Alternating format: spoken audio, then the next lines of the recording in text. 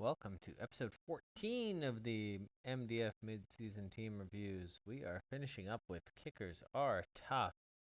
Currently sitting at 7 and 11 with an all-league record of 47 and 70, giving us an implied record of 7.2 and 10.8. Points for 830, which is 10th in the league. Points against 881 for 12th. Max points for 1173, sitting at 8th, and a realized points of 71%, which is right near the bottom.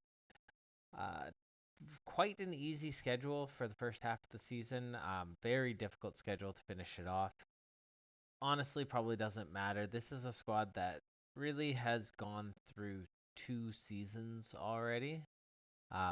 We've got season one, known as the Justin Jefferson half of the season, weeks 1 through 4, and season two, weeks 5 through 9, without Justin Jefferson.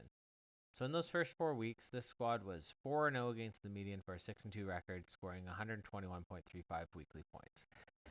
One of the better squads in the league. During that stretch, Justin Jefferson himself was averaging 24.58 points and never scoring less than 22. So really elite production on a week to week basis, and consistently. So there were other factors playing into that as well.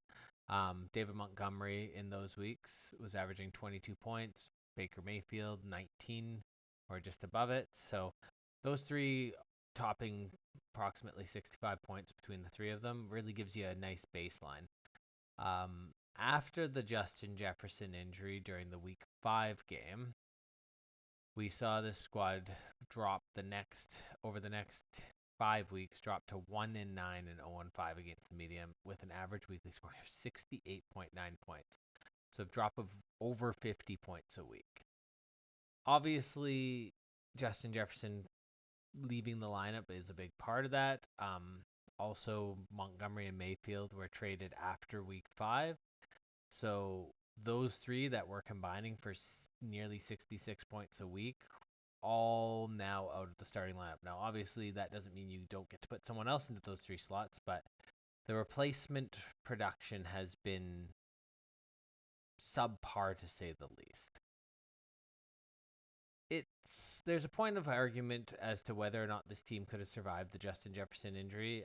He still hasn't returned yet. We still don't know when, so it would have been difficult, though. Should they have? And I mean, in retrospect, we know David Montgomery ended up getting hurt in week 6 and is still out now, so probably not.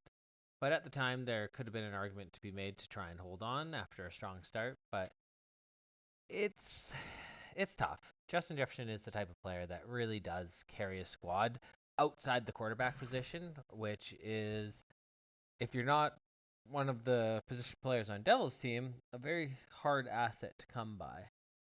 So it's hard to fault them for taking the opportunity following the Jefferson injury to really start accumulating assets, accumulating picks, and looking towards next season. Um, there is a lot of optimism in that sense. This isn't a squad bereft of talent. If we look at the top dynasty assets, we've got Jefferson at the top there, but then we've got CJ Stroud, Brandon Ayuk, Dak Prescott, and Nico Collins. That core five is really the type of assets you want to build around. You've got two high-end quarterbacks. How high, point of argument, but CJ is QB7 on the year, and Dak's QB11, so they're both QB1s so far this year. Dak throughout his career has been a back-end QB1 more often than not, as long as he's healthy. And CJ Stroud being a rookie and being up at QB7 is hugely encouraging. It's rare that we see the poise and production that we've seen out of CJ Stroud thus far out of a rookie. So those two holding down the QB room, and young enough in Dak's case to have a number of years ahead of them, really does set the table for that position. And then to have three wide receivers that are potential cornerstone pieces for the long term makes a really big difference. I mean, Nico Collins combining with CJ Stroud for that stack, he's been wide receiver 13 this year.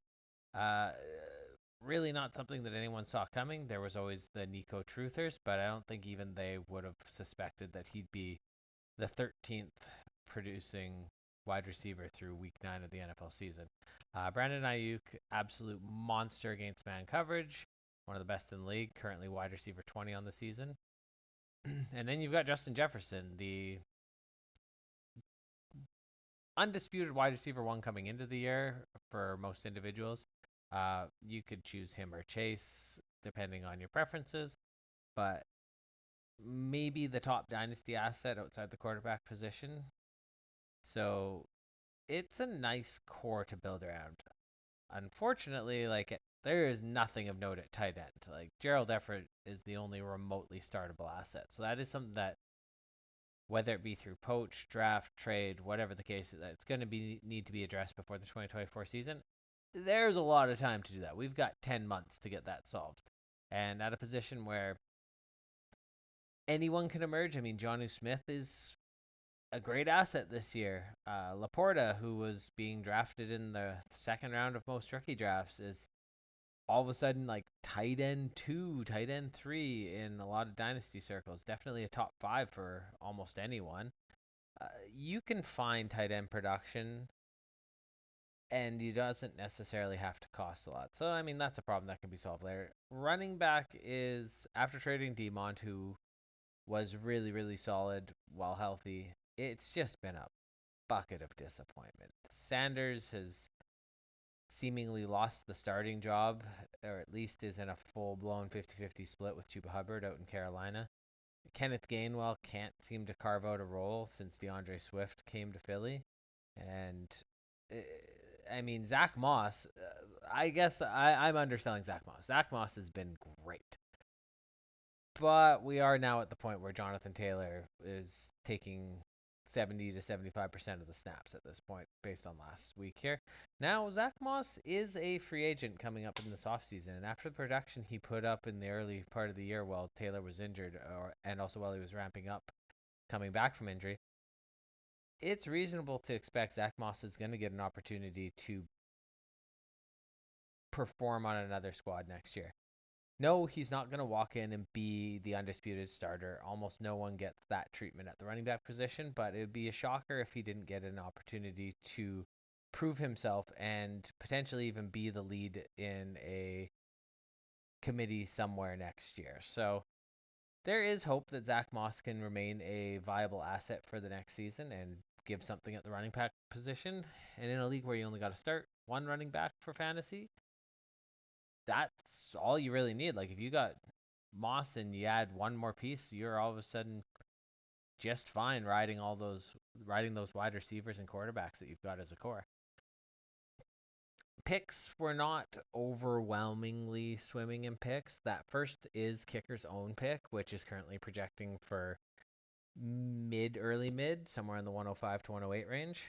Um, we do have a late second projected, early third, and mid early third, and then a fourth and a fifth.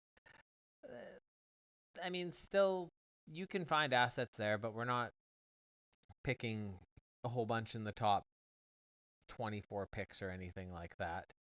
Um, there is definitely potential for value in the poach draft if we do get to that 105 point. There's some years are better than others. There is depth in some years down as far as 108. It can be, or you can hit one out of the park like Jacoby Myers this past year being taken at 112 in the poach. So it gets a little dicey in the middle of the poach draft, but there's potential to add something there. Tight end is often one of the positions that is available and is functional in the middle of the poach draft, so that could be an avenue to address that issue going into the next year. As far as season review, as we've spoken about before, we've got that core, and they're really the players offering positive work. So Stroud and Dak have both been elite producers at the quarterback position. Zach Moss, as kind of discussed there, has been an absolute shocker at the running back position, offering a .7 more. Jefferson in only 4 weeks plus a little, a .69 warp is crazy. Like that probably would have been league breaker level through 4 weeks. Nico and Ayuk both strong producers, and then that's it. Like Dobbs has been an above average player. The most that came in the early part of the season. It hasn't been consistent though. Is that Dobbs' fault or is that the team as a whole? Is that Jordan Love? Like the Green Bay offense has been gross. So Dobbs may still be a producer in the future. Zay Jones just hasn't been able to stay healthy. He's shown well as part of that Jacksonville offense, but I don't think anyone's telling themselves a story where Zay Jones is a strong contributor for an extended period of time. It might be over, but when he's out there, he does help that offense, and Trevor Lawrence does seem to throw to him. There's not much else. So this is a team that is going to have to improve their depth and really hit on their off-season moves. Those draft picks or any sort of trades, poach, are all going to really need to be successful for this squad to be competitive next year. We saw in those first 4 weeks that this core can do a lot towards a winning record. But you'll need to basically flesh out what was Demont and Baker Mayfield, though Baker wouldn't be starting with Dak and Stroud. So it's finding someone like David Montgomery again, which was the poach pick last year from the 104 slot. If you add one or two players that produce to that level, this team can again be competitive next year. The hard part is just fleshing out the depth because unlike, say, a team like James Gang that is extremely deep, when you're running only 8 or 9 deep in terms of productive players, one or two injuries really can sink your season, as we saw here. So it'll be a challenge to really hit it out of the park and become a strong contributor next year, but it is a team that is not in a bad position. They have talent in the right spots to really be able to build around it for the future. You wouldn't want to be in a situation where you say have three productive running backs and a tight end and a quarterback as like your core, or leaning on 30-year-old wide receivers or anything like that. Like the assets that are here are the type of assets you want to build around if you're trying to retool and be competitive the next season. So it'll be it's really a matter of waiting for the offseason now, positioning, maybe making some trades leading into the trade deadline in week 13, and looking towards the next year while pulling for one of the non-Devil competitors to give them the opportunity to make those off-season moves and build the squad back up for next year. Until next one, we're out.